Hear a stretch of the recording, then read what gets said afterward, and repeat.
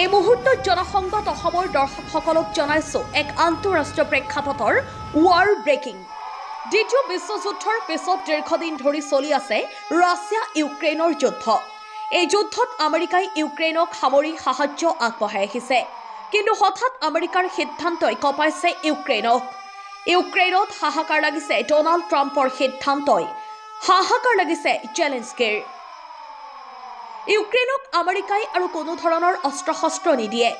ৰাষ্ট্ৰপতি ডনাল্ড ট্ৰাম্পে যোৱা সপ্তাহত ইউক্ৰেইনৰ ৰাষ্ট্ৰপতিক বুজাইছিল যুদ্ধক লৈ, কিন্তু কোনো পক্ষেই ডনাল্ড ট্ৰাম্পৰ সিদ্ধান্ত মানি লোৱা নাছিল। হোৱাইট হাউচত হোৱা আলোচনাৰ পিছতেই ট্ৰাম্পে ল'লে বিশেষ সিদ্ধান্ত। এতিয়া হাহাকাৰ লাগিছে জেলেনস্কিৰ। ইউক্ৰেইনলৈ সামৰিক সাহায্য সম্পূৰ্ণৰূপে বন্ধ কৰিলে আমেৰিকাই। ইউক্ৰেইনৰ যুদ্ধৰ সামৰ্থ্যৰ ওপৰত পৰিব পাৰে ভয়ংকৰ প্ৰভাৱ। ৰাছিয়া ইউক্ৰেইনৰ যুদ্ধত ইউক্ৰেইনে দুৰ্বল হৈ পৰিব। জেলেনস্কিনৰ সৈতে হোৱাইট হাউচৰ বৈঠকত তীব্ৰ বাক বিতণ্ডাৰ পিছতেই ট্ৰাম্পৰ বৃহৎ সিদ্ধান্ত। ইউক্ৰেইনলৈ সামৰিক সাহায্য সম্পূৰ্ণৰূপে বন্ধ কৰিলে আমেৰিকাই। তেতিয়ালৈকে জেলেনস্কিয়ে ট্ৰাম্পৰ কথা মানি নলয়, তেতিয়ালৈকে ইউক্ৰেইনলৈ কোনো ধৰণৰ সামৰিক সাহায্য নকৰে। যদি আমেৰিকাৰ সিদ্ধান্ত মানি নলয় জেলেনস্কিয়ে, তেন্তে ভয়ংকৰ ফল ভুগিব লাগিব। পুনৰবাৰ জনসংবাদ অসমৰ দৰ্শকসকলক জনাইছো এক আন্তঃৰাষ্ট্ৰীয় প্ৰেক্ষাপটৰ যুদ্ধৰ খবৰ। দ্বিতীয় বিশ্বযুদ্ধৰ পিছত দীৰ্ঘদিন ধৰি চলি আছে ৰাছিয়া ইউক্ৰেইনৰ যুদ্ধ। এই যুদ্ধত আমেৰিকাই ইউক্ৰেইনক সামৰিক সাহায্য আগবঢ়াই আহিছে, কিন্তু হঠাৎ আমেৰিকাৰ সিদ্ধান্তই কঁপাইছে ইউক্ৰেইনক। ইউক্ৰেইনত হাহাকাৰ লাগিছে ডনাল্ড ট্ৰাম্পৰ সিদ্ধান্তই, হাহাকাৰ লাগিছে জেলেনস্কিৰ।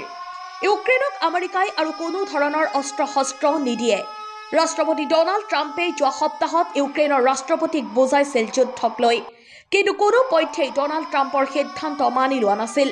হোৱাইট হাউচত হোৱা আলোচনাৰ পিছতেই ট্ৰাম্পে ল'লে বিশেষ সিদ্ধান্ত। এতিয়া হাহাকাৰ লাগিছে জেলেনস্কিৰ। ইউক্ৰেইনলৈ সামৰিক সাহায্য সম্পূৰ্ণৰূপে বন্ধ কৰিলে আমেৰিকাই। ইউক্ৰেইনৰ যুদ্ধৰ সামৰ্থ্যৰ ওপৰত পৰিব পাৰে ভয়ংকৰ প্ৰভাৱ।